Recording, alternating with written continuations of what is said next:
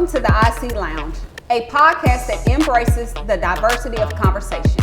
I am your host, Angela Washington, owner and founder of Imperial Consulting Services Group, coming to you from Montgomery, Alabama. The vision for the IC Lounge is to create a space where diverse voices are heard, where we challenge our perspectives, and where we emerge enlightened and inspired. It's a place for conversations that matter, the kind that leaves us with fresh insights and a greater sense of empathy for one another. Today's episode is one of a three-part series, Shades of Identity, Unveiling Colorism's Impact on Society. Together, we will discuss the origins of colorism and how it continues to shape our societies today. Colorism is a form of discrimination where people are treated differently based on the shade of their skin. It often occurs within the same racial or ethnic group, making it distinct from racism, which involves discrimination between different racial groups. Colorism perpetuates the belief that lighter skin is superior to darker skin, leading to unfair advantages or disadvantages for individuals based solely on their skin tone. We will dive into the effects of colorism on self-esteem, mental health, and identify and discuss its association with other forms of discrimination. So without further ado, let's kick off this inaugural episode of the IC Lounge. Thank you for joining me, and let's dive right in. Joining me today is a panel of diverse professional women who have firsthand experiences with colorism. My guests are Cheryl Calhoun, a social work professional, Anishka Howard, a medical professional, attorney Barbara Wells, and Venezuelan native Fatima Fuemer, better known as Profe. Cheryl has been a social worker for 10 years, but I will allow her to tell us a little bit more about herself. Thank you for joining us, Cheryl. Thank you for this opportunity to be upon your podcast. I'm Cheryl Calhoun. I am a native of Montgomery, Alabama.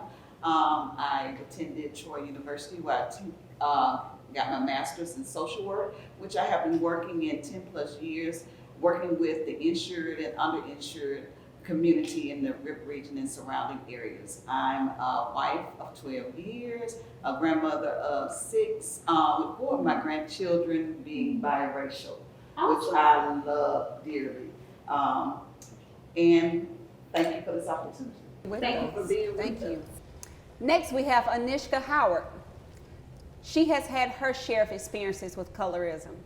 But before we explore those, tell us a little bit about yourself, Anishka, and thank you for being here with us. Thank you for having me. Absolutely. My name is Anishka Makeda Howard. I was born in Virginia.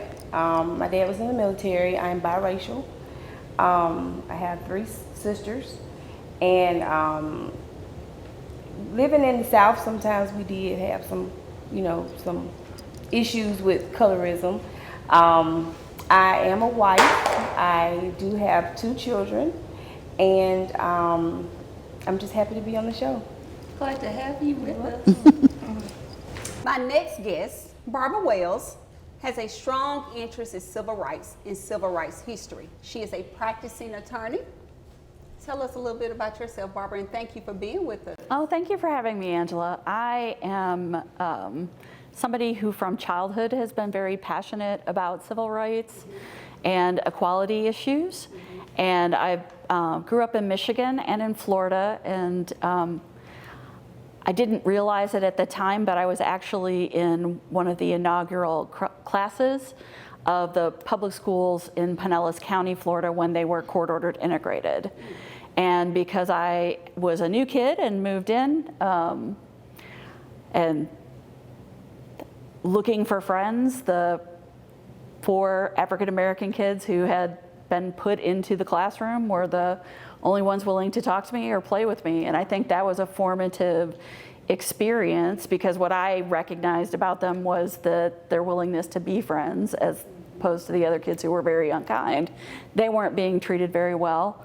I think that really was the seed of wanting more equality, and also of really realizing the humanity and the the sameness in us, regardless of our packaging, although our experiences are shaped so much by what people see when they see our packaging. So I ended up being an attorney, and I've always been very interested in employment discrimination and civil rights cases. And they have interesting and challenging issues. And then after I ended up moving to Montgomery, Alabama, which was a surprise to me about 25 years ago. And I certainly didn't expect that I would still be here, but it's become home.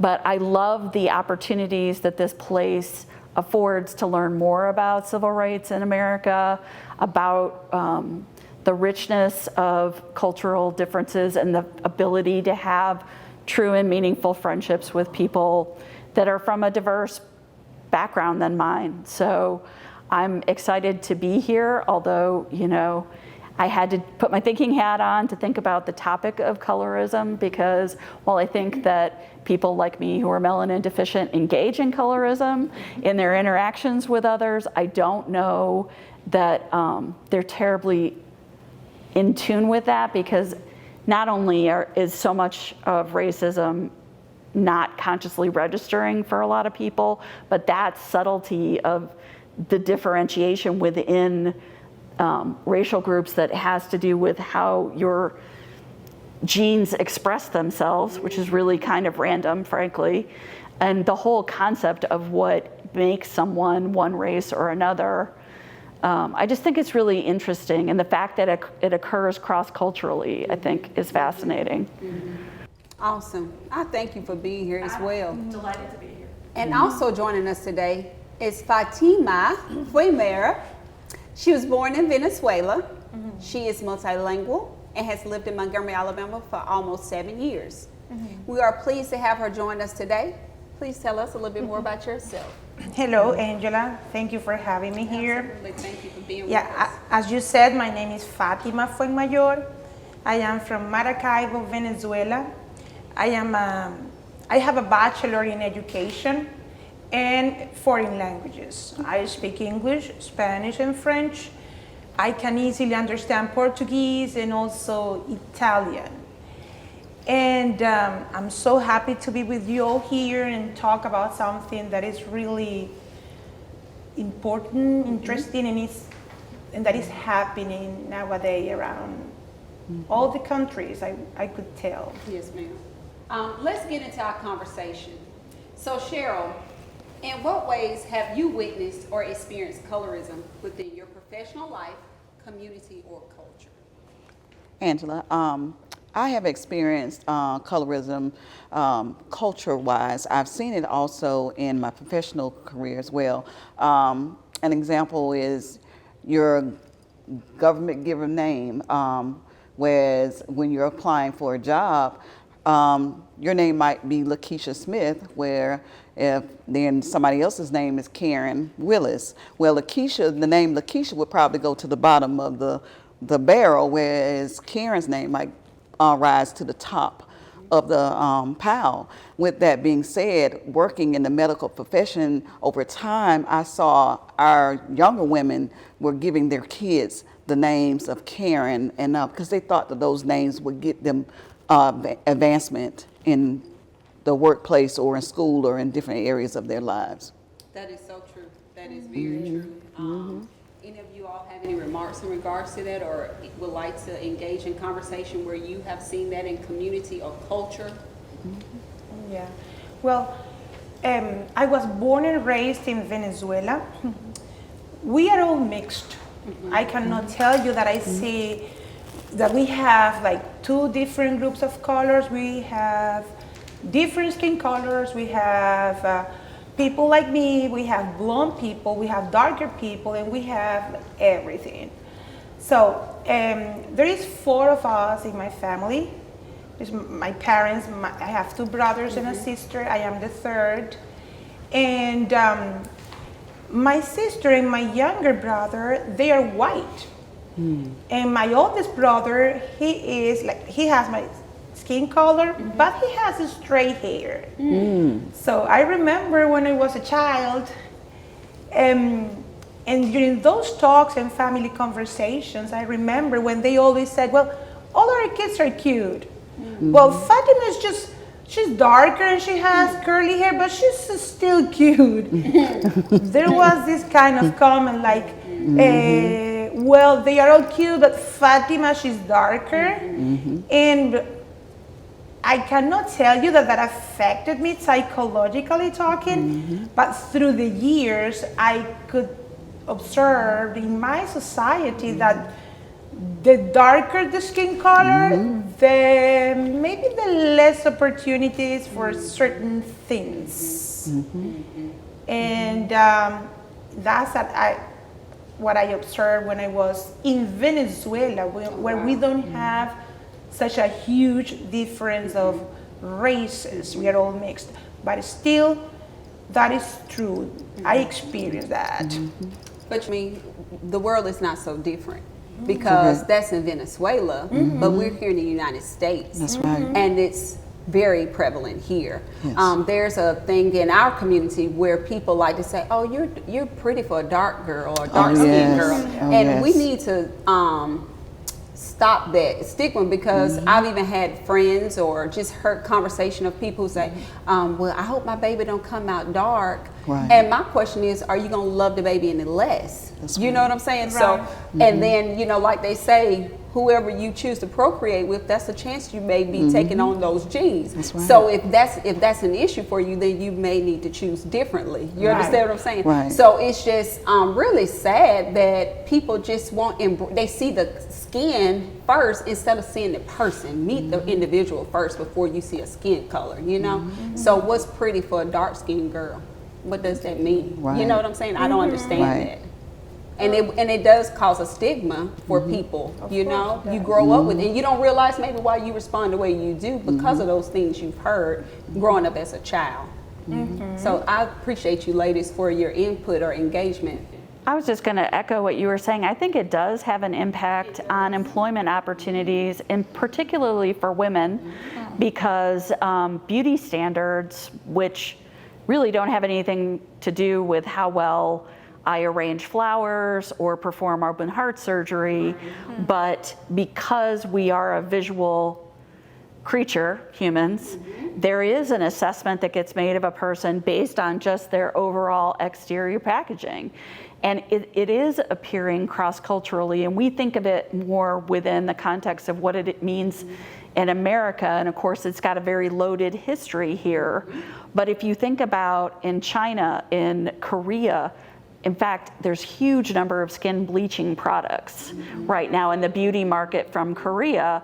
And in India, the caste system has a lot of overlay with how light or dark you are. And I tried in getting ready for this to think about, like, when did this enter my consciousness? Because the irony, of course, is for a basic white girl, like, I'm too pale, like, I should tan. I don't tan because my skin just burns, and that's not attractive, right? But it's so curious to me that, like, all of these ideas about beauty are weaponized against mostly women, really. That's true. Although I think there are expectations for men that are getting more dragged into it too. But I'm like, why would there be a preference for lighter skin or for certain facial features? Like, where did those beauty standards come from, and how beautiful is it when somebody emerges and breaks through the mold and you get well, the actress Lupita Nyong'o, who has a gorgeous complexion and is beautiful in anything she puts on, clothes-wise, as well as being a talented actress, but she's not the stereotypical beautiful woman of color in terms of what the standards are that we're used to seeing. Like, you think about the first African-American candidates for Miss America, and you know, the hair had to be straightened, the features were much less traditionally associated with African-American heritage, and her eye color was Body shape. Well, Yes. most model people of that time were size 2s and 4s. You know, so you can be of curvy statue. I've even had friends who kids took ballet and dance, and the teachers used to tell them, tuck your bottom. You can't tuck what's natural. That's what's natural. I don't know how you could tuck that. So and that still goes on today, unfortunately. But even though I can understand how it would emerge cross-culturally because we're visual, that you would notice people's skin, because it is a big expanse of what is exposed, right?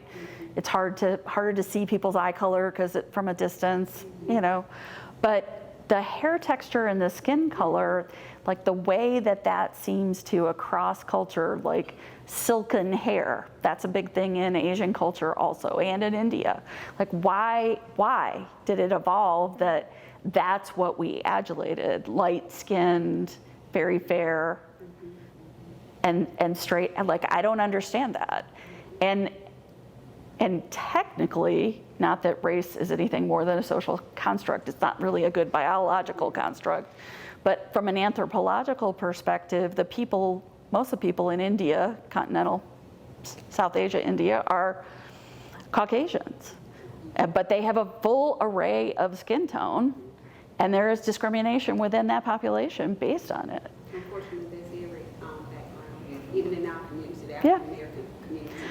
Yeah. That's true. And like I can remember the first time someone told me about paper bag tests, which I think I was in college, and I thought, that's horrible. But I also think that white Americans reinforce it because I think that, the beauty standards that are imposed on women do elevate or have a preference for lighter skin, straightened hair as opposed to natural hair. And it's terrible that we do that to women because beauty comes in all sorts of looks. We will delve more into the origin of colorism because it came from somewhere, and we will talk about where it came from. And we can chat more in regards to that too because it does have a history. Yeah, this is a very deep topic for me. It's something that I'm very passionate about, and I do appreciate you guys' engagement in the conversation. And I hope we just continue on just being free to speak as you will, however your heart leads you to. And we pray that here at the IC Lounge that we're able to reach someone and help someone along the way. So we have next Miss Anishka. If you can tell us about a personal encounter with colorism and how it impacted you. So I do have a story that that really hurt my feelings when it first happened. I still think about it.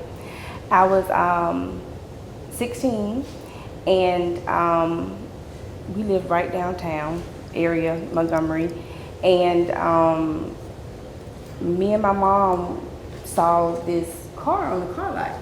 I just wanted it. It was like an Altima used car, but I loved it and I wanted it so bad. So me and my mom walked up to the Auto Mart, and we went in and we did everything we needed to do for the paperwork. And the guy was like, "Y'all got it? Just get your dad to come sign," because my mom didn't have a license. She's from England and she didn't have a license. So we were like, okay. So we come back with my dad. My dad is very dark. My mom is white with red hair and freckles. And the guy looked at us and was like, "You can't have this car." And I was like, "You just told us we can have it." And he said, "You can't. I'm not selling this car. You can't make me sell this car to you." Because my dad was black. And he refused, and I was crying. I just will never forget how that made me feel as a child. And how I still feel about that situation. It just still hurts my feelings to think that he would do that. And then the guy, the owner, I knew him from other people. He didn't mind selling to black people or selling to white people. He didn't like the mixture. And that's what he didn't like. It wasn't that he was just, I guess racist.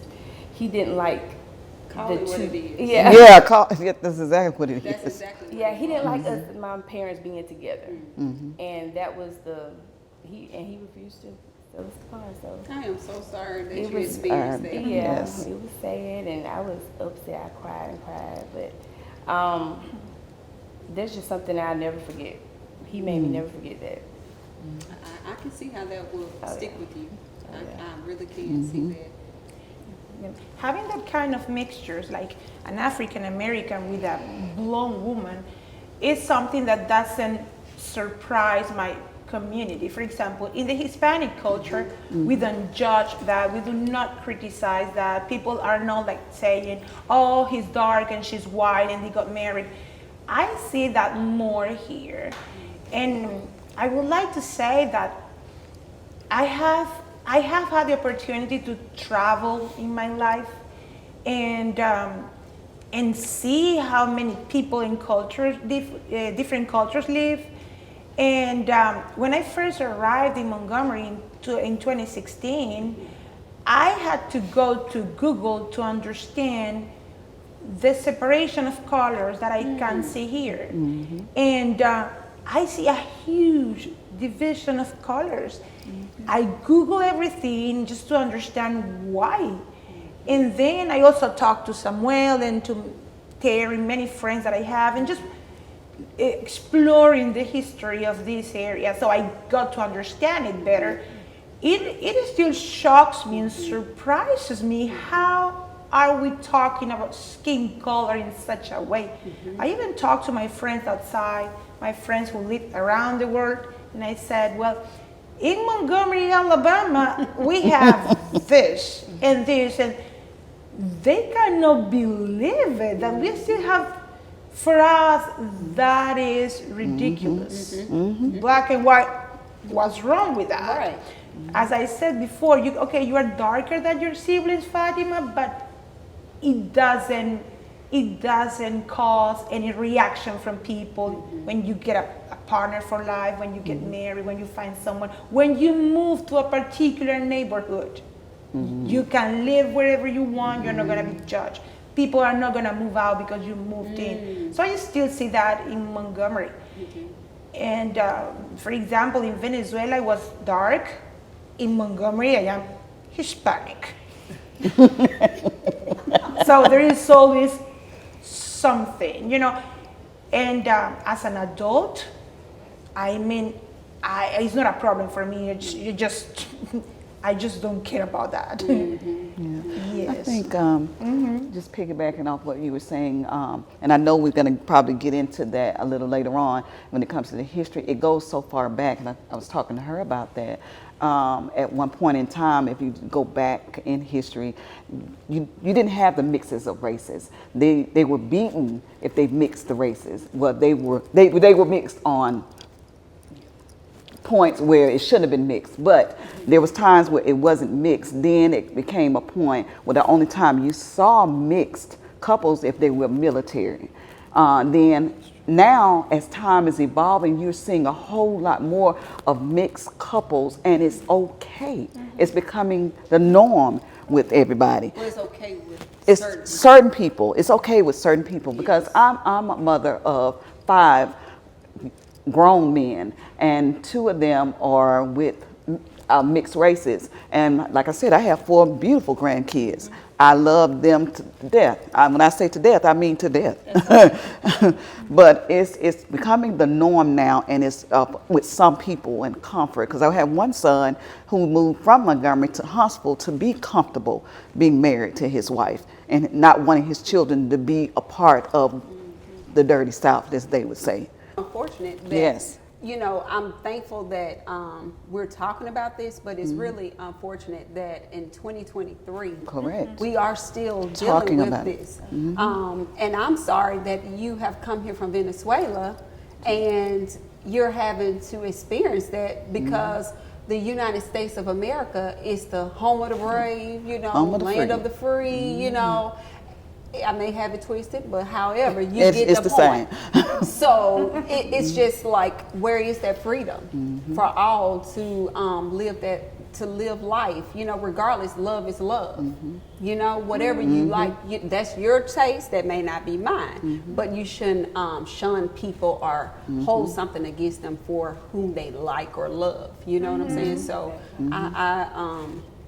I'm really ashamed that we're still engaging in this type of conversation. I think that the younger generations, as they're coming together and they are meshing together in the different races, I think that's going to be where the change is really going to start occurring and flipping, because they're not from the generations of, you know, I don't like this one because she's that color. Correct. Correct. They're not from that generation. They are a generation of love, whether it's they're meshing together as male and male, female and female. They love who they love, and it doesn't matter to them. So I think that as time evolves, it's going to be a great change. I agree. I agree. Even my daughter used to say when she was in grade school, I'm not black, I'm brown. I said, okay, Right. you brown. You know, we are closer to brown than white. That's right. So, hey, That's right. We're brown. That's right. You're not white. I don't know. You know, what do you call me? Yeah. Hey, hey, you know. Yes. These kids see things differently. Differently. They do. Even the They do. crayons have changed. Yes. You don't just have that standard crayon. That's I right. love the Band-Aid. Yes. I love the Finally. Band-Aids. Yes. I Yes. mean, they're not the color of my skin either. Yes. I Yes. put a clear one on, it's not so bad. Right. Yeah, because I even made when I was researching, I was like you, I was doing my research, and the first thing came to my mind was the box of crayon. You have all colors in a box of crayon, but once you impart the word colorism into that box, you narrow it down to two, light skin and dark skin. It shouldn't be. That's right. It should not be. And there's kind of like a contradiction, because if you Yes. see nowadays, if you look pale or too white, it means you're not having fun. You are not going to the beach. You are not having the good life. That's you, Barbara. They talking to you. I'm sorry. If you look at those who live the dreamed life of yachts and travels Yes. and all There that, you they are tanned.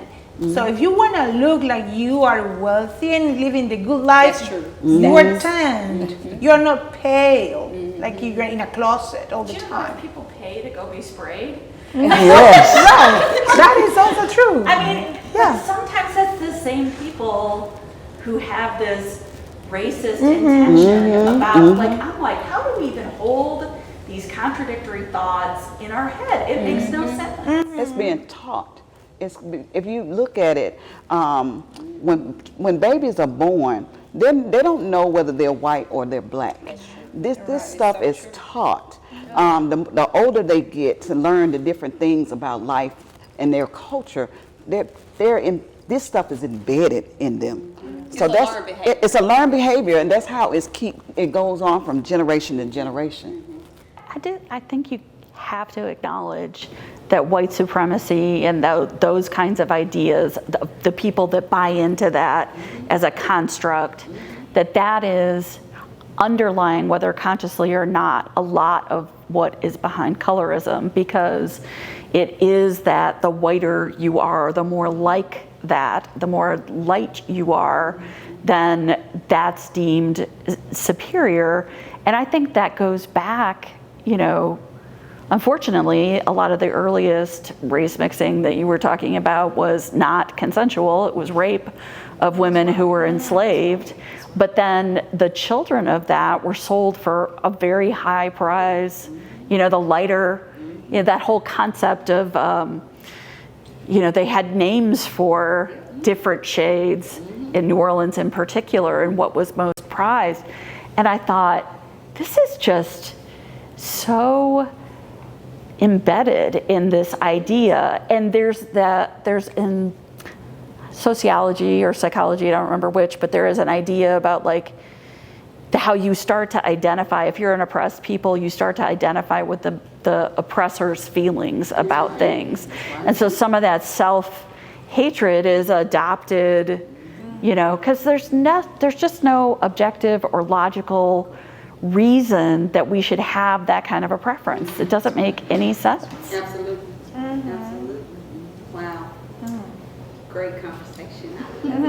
So Barbara, Yes, ma'am. how does colorism intersect with other forms of discrimination, such as the gender, class, or ethnicity? I know we've kind of had some conversation about that. Well, I think it's important to start with the fact that when they passed the Civil Rights Act of 1964 and prohibited discrimination, that color was a specific and separate basis that was mentioned.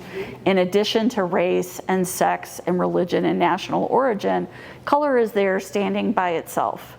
And I think that that was an acknowledgement, even at that time, that there was colorism that was different from, and you do see people bringing those suits even today, where the problem is not that you're African American, but that you're not light enough.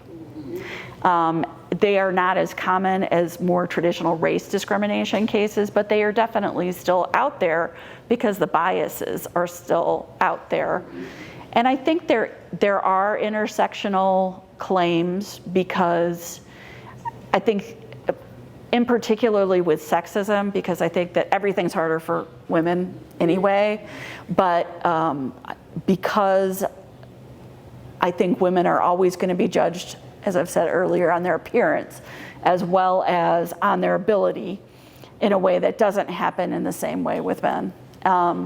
That colorism gets imported into that conversation. And so we see it a lot in the struggle that the law is having right now with whether or not natural hairstyles for women are a form of race discrimination.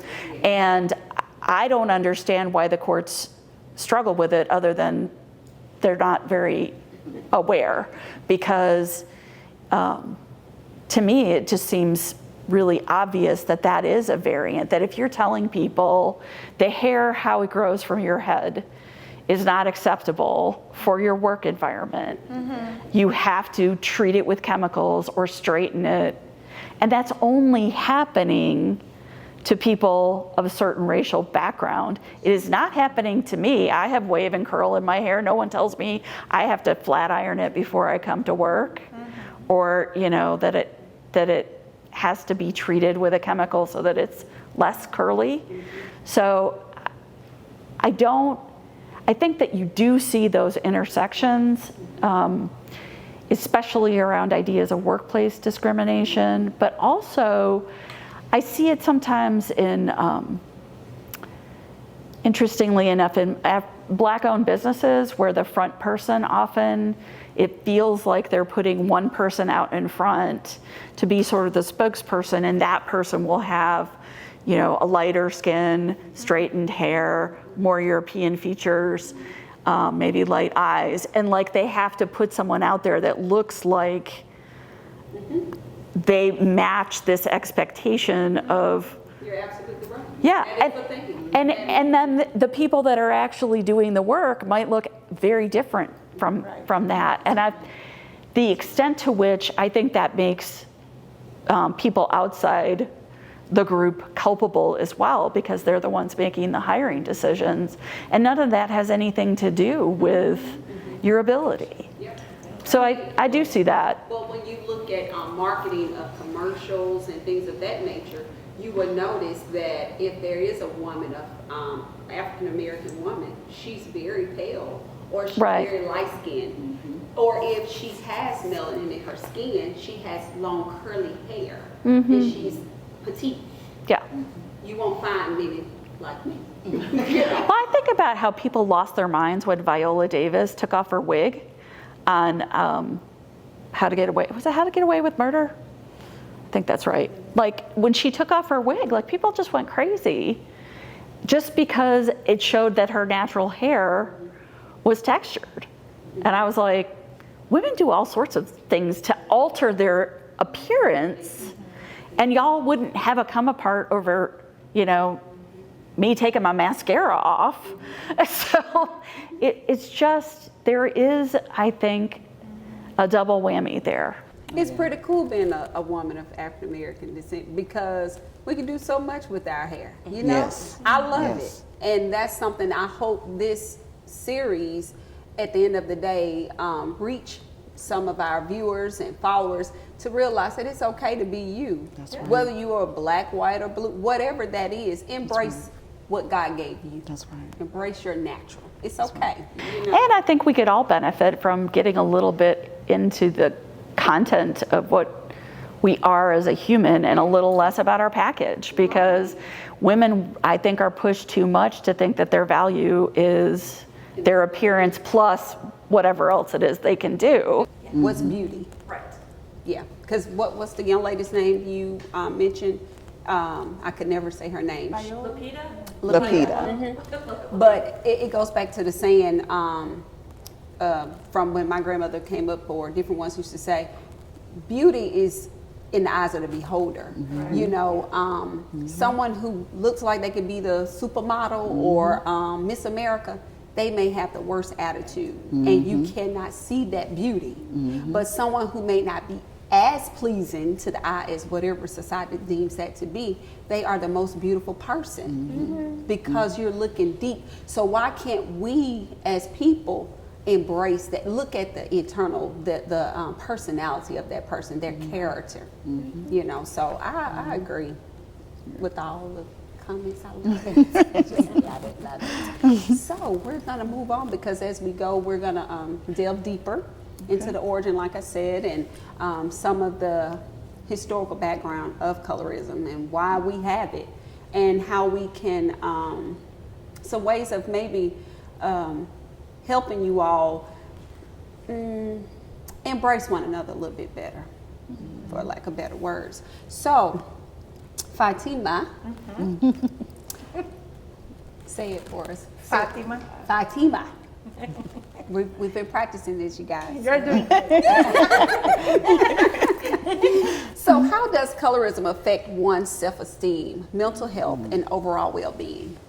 Well, when you're children or teenagers, the struggle is worse than when you are adults. Because as a child, for example, I remember, well, I already explained this, I was raised being the darkest of my family. Then when I went to high school, I also noticed that I wasn't that popular because of my skin color and my curly hair. Right. And I cannot tell you that I had a low self-esteem because of that. I was the best student in my class. I had the best grades, and it was like that during high school, during the university. So I was always in the honor roll, and maybe I felt it affected me in a way that I felt that I wasn't popular with the boys. With the boys. With the boys, yeah. But academically talking, I went beyond and farther than my friends. So, and So why would you say that? Is that because I didn't grow up with low self-esteem because of that, in my experience. But if it affects, of course it affects. Yes, of course. It wasn't particularly my case. But I know how children are, I know how teenagers are, and in that period of your life where you don't understand many things, of course you question yourself. You say, am I not pretty enough? What is wrong with me? Why nobody likes me? Yes, of course, that affects and that happens. So true. Colorism is such a complex, multifaceted problem, and it seems like one that had persisted not only in America, but all over the world. When we come back, we will explore colorism origins, back to colonialism, and how people of color's value and worth were assigned by skin color. We'll talk more about that after this short break.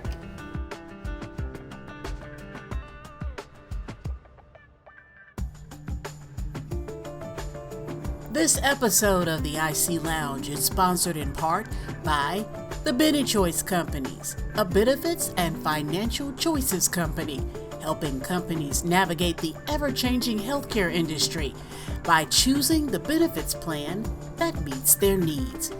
For more information, visit BennyChoiceCompanies.com. Want to transform your workplace environment? Imperial Consulting Services Group collaborates with organizations of any size to build diverse, inclusive, tech-driven workplaces through fostering responsible leadership and cultivating engaged employees. We offer DEI and belonging consulting and training, strategic planning, and professional, organizational, and design services. Put our proven strategies to work for you. Schedule your appointment today at imperialcsg.com. We're back on the IC Lounge. So I have some more questions for you ladies. Are you ready? Yes. Very good. What role do you think education and dialogue play in dismantling colorism and promoting equality? Education. I would say teaching and training our students to let them know that it doesn't matter what the color of their skin is, they are somebody, and we are all of the human race. I think it's so important to know the history of it and its existence, especially for people who are white, to understand that this is something that they need to be more conscious of, and that they need to be able to see the beauty in all people and the historic discrimination that's happened around color as well as race. I think the Smithsonian that opened up in Washington, the African American History and Culture Museum, has an exhibit there about the paper bag test. And I think that that kind of education is really important to make sure that we don't return to or perpetuate that. And if you could bring it to people's consciousness, then maybe if you know better, you can do better, right? So. So let me ask you ladies, and it's okay if you don't know. Are you all familiar with the paper bag test? I am. I'm not too familiar. Okay, so you know what the little brown lunch bag is that you can pick your lunch. So it used to be a thing where you could take that bag and put it up to each person's face of color, and if they were darker, you didn't make the cut for whatever that was. Right, like admission to parties. Sororities, That was a fraternity, real sorority. thing. It was truly a real thing, and especially in the 80s, because that's when I learned about it. Sororities, especially, one in particular, especially. And we're not gonna say it. We're not going to say it. But they, in order to be a part of their sorority, you had to pass the paper bag test. And if you did not, if you were me dark skinned, I didn't make the cut. You and I wouldn't make it. No, we wouldn't make it. No. Too much melanin. Yeah. Those are things that You would have passed though. Oh yeah, you would have passed. You would have passed, Fatima, Yes. because your family said you were darker. But the paper bag, you would have passed. Yes. So I'm curious about this, what does it do for the women? I mean, obviously, we've talked about the side of it where darker skinned women often are kind of made to feel bad about themselves. We are. But is there a component to, if you would pass the paper bag test, if you are lighter and you know that you're getting preferences from that, it's kind of like the equivalent of white privilege except for skin color. Yeah. Like that would be a complicated thing because you don't ask for that. What's the name of the movie on Netflix? Is it Passing? I think it's a movie called Passing, where the young lady, her and her cousin or her sister, they both were black, but they were so fair skinned. Or they may have been biracial, I can't remember exactly, so forgive me. But however, one of them, she took on the role of wanting to be white. And she got pregnant by her husband, who's a white man. That's and right. her sister or whomever she was, she said, girl, when are you gonna tell this man? Because this baby is getting darker by the day, you know? And it was like a Romeo and Juliet ending. It did not end well. So you have people who feel like they need to, if they can pass, they will pass. When I switched my employment from state government to the government, my race was marked white. And I was like, who put that in the system? But in my crazy mind, I left it like that because I felt, you see what I'm saying? So, and for me to do that not more than 5 years ago, that's kind of sad that I felt like I might benefit from some by being listed as white. That's right. I mean, it is something that none of us can really help, right? Like it's in your genes, kind of like eye color or whatever else. And you can do things with cosmetics and stuff, but like it is just who we're born to be, which to me is one of the things that makes it one of the saddest forms of discrimination, because none of us have a choice in this. It's not like we're discriminating on the basis of, you know, who our favorite sports team is or something that you can control. It's something that is completely, it's just completely unacceptable to me, because why would you judge people about things that have nothing to do with anything that they can control? And that's something we haven't touched on more on is the origin. So when you look at it, it's back in colonial times, and Europeans used to use that as a form of imprisonment for people of color during slavery, and they were their oppressors. And we know that there used to be a time that if you looked a certain way and you were black, you got to work in the house, versus those who did not have that, meet that criteria, you worked outside and did field work. And that's with the women, and that's where that comes from. You know, if you had that look, or if the master desired that woman, he wanted her close, regardless of what his wife said. You know, she knew that her husband was sleeping with the slave and impregnating them. But yeah, so that's where slavery started from during that time, which is quite unfortunate. It goes back to what you said. What make you think you have that much power over people, or you can treat them a certain way? You know what I'm saying? Who gave you that authority? That's right. You know, so. And because when it shows up in like in like the Far East in Asia, like I wonder if it's tied up with notions of, if you have wealth and privilege, then you aren't out in the sun and you would be later. Whereas if you're having to work because you're a peasant level person and you're out picking whatever in the field, your skin is going to darken from the sun exposure. I mean, is there something in that about like being able to identify people who have that wealth accumulated already, somehow that's bound up in it for the places where it isn't tied to colonialism in Asia? Now, I think you could make that case about Africa, about South America, about India, all had a big colonial impact, right? And it was white Europeans that were the colonizers. And so that part makes sense for all of those places. But what it doesn't explain, I don't think very well, is why are we seeing it in Korea? Why are we seeing it in Japan, China, and not just now, but going back hundreds of years? Why was that? Because like the Han Chinese, who were the ruling class for a long, long time, part of the characteristics was very, very fair skin. And why would, you know, like, is it a chicken egg thing? Were they fair because they had the wealth and then they didn't have to go outside? Or were they selected for that life somehow because of some sort of preference for lighter skinned people?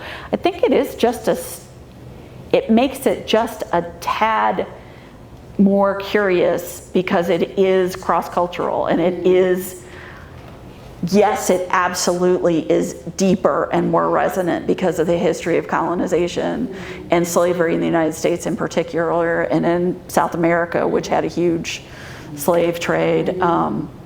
But it is strange that that would pop up in other places where that's not part of their historical narrative. Now, China was conquering other people and would enslave them if they were identifiably different, and so maybe that reinforces it because the Han were fair.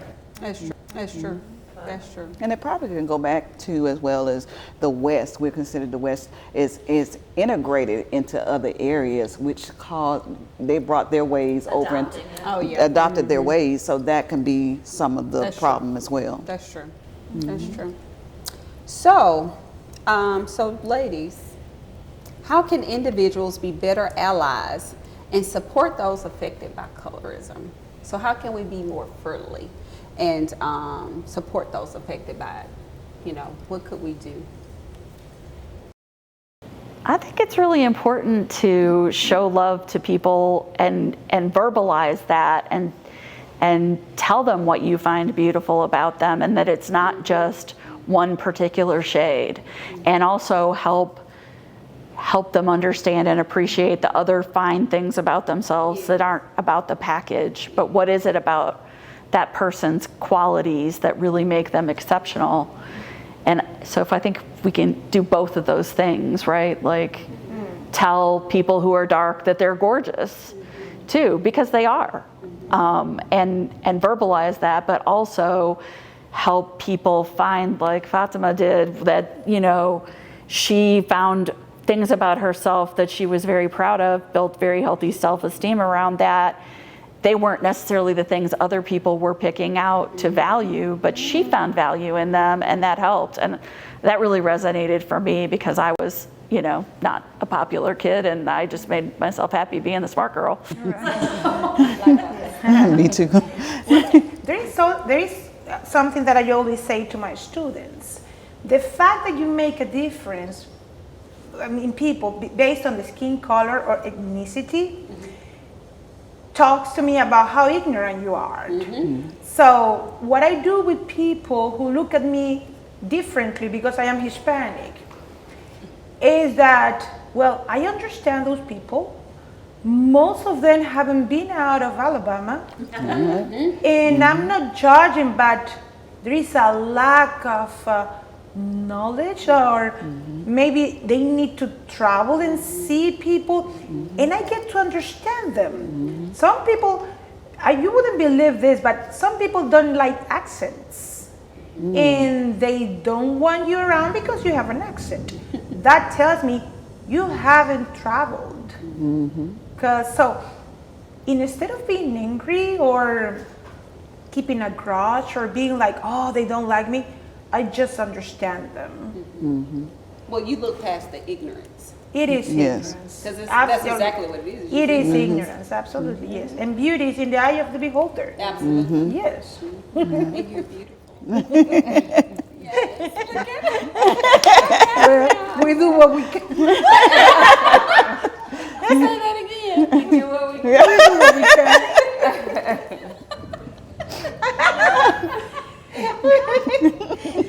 Yes, I love it. Yeah. Anyone, you have anything you want to say? I think that to change anything, you have to change the mindset.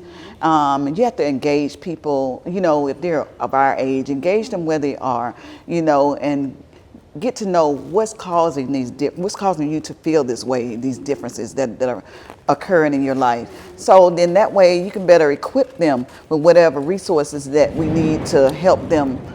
Let's come out of this mindset. So and that goes back to educating them as well. I just think too, with the schools, they need to do better with incorporating more cultural things in the school. Yes. So people will be more accepting of individuals. It's not saying, even as adults, we do the same thing that children do. You just grow up and become that same, person if you haven't learned better. But it's just one of those things where you have to, you may not be their friend, but at least be understanding of why they may move the way they move or do what they do. You know what I'm saying? And let's work on not ostracizing individuals because they don't look like us or whatever, make them feel less than. Because you have so many children who are suffering in silence because of that, and they grow up and, you know, they don't turn out as well as we know they could turn out because of that. So with that being said, that kind of leads into it. What advice would you give to someone who is struggling with their self-image due to colorism? We've kind of said already to be complimentary, you know, because it's always true that we don't know what someone is going through or what they're struggling with. And they may be on the verge of committing suicide or doing something to themselves, but that compliment or that kindness or that hug you give them may prevent them from doing that. So are there any other things you all can think of? I think you said one earlier, and that was beauty is in the eye of the beholder. And to me, that beauty is you. We got to see ourselves in our we got to learn how to love ourselves first and foremost. I worked in a pediatric office, and I always, pediatric, you seeing children all the time. So my thing and my goal was working in the office. I would tell every child, you're beautiful, you're pretty. I don't care what that child looked like, what they appeared on the outside. Tell them they're beautiful, because that might be the only time that they hear somebody tell them they're beautiful. That's true. That's Yeah, true. just like my daughter, I have a 7-year-old daughter, and she's only 7, but she still will say things like, "Mom, do I look pretty? Do I, do I?" And I'm like, "You're beautiful. You're beautiful. You don't never think that you're not." But just for her to ask me that, and it's like, when I was 7, I didn't think about that, and it's like the world now is like, People, what is beauty? What do you call beautiful? Right. Like, and she's 7, and she asks me those questions, and just keep giving her that reassurance. Even Yeah. when she doesn't ask you, just right. tell her affirmations. That's a So power. really today, Yes, right, yes. Just little things, you'll be amazed. Yes. And that confidence. Other things besides the beauty of her face or hair or skin or whatever, the beauty of her soul, the kindness, the beauty of her kindness, the beauty of what kind of friend she is. I think, it would help all women if we were able to celebrate the great variety of ways that you can move through life with beauty, and that's important too. It's not just, it's fine. There's nothing wrong with caring about how you look, although as I showed up today, it doesn't seem like I do. But I think it really matters that we appreciate all sorts of beauty in each other. And I was going to say, I'm raising sons. I don't have any daughters. And, I really hope that they are getting the message that it matters so much, all of the characteristics of the person that you end up partnering with. I would say to someone struggling with that don't let anybody state who you are based on your ethnicity or skin color. You know who you are. So if someone is kind of ignoring you or mistreating you based on your skin color, your ethnicity, or any other thing, just know that there's nothing wrong with you. The problem is the other person. That's right. That's Yeah. right. There's something that you have within you that they may be lacking. Right. Yes. Yeah. So, and then also too, and at the same token, we need to check ourselves. Yes. Because be mindful of the energy we're giving out too, because Right. you may have some fault too. So the only way you can turn around, like my husband always say, you can't control other people. You can only That's control right. Control yourself. So That's you right. need to make sure you have you right too. You can't speak something and you're not practicing it. That's as well. right. That's So right. be complimentary, be loving to people. It really pays, because people, when they see you, they will embrace you and see that sunshine or that light of all those things you were talking about. It's beyond the beauty. It's all the other things that make you who you are. And I think that I wish I had known when I was younger that